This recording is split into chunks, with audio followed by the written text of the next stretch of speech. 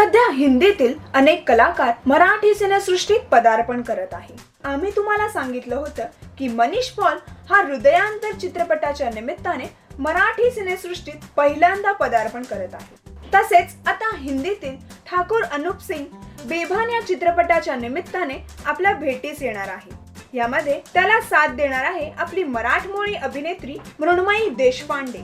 ही fresh जोडी सिनेमात प्रमुख भूमिकेत दिसणार आहे। नुकतेच बेभान चित्रपटाचे पोस्टर सोशल मीडियावर प्रदर्शित करण्यात आला।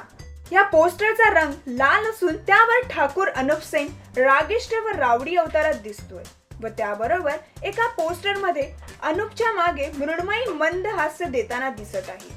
हा सिनेमा लवकरच प्रेक्षकांच्या भेटीस येणार आहे। मराठी सिनेसृष्टीच्या ताज्या अपडेट्स व गॉसिपसाठी आमच्या चॅनलला सबस्क्राइब करायला विसरू नका।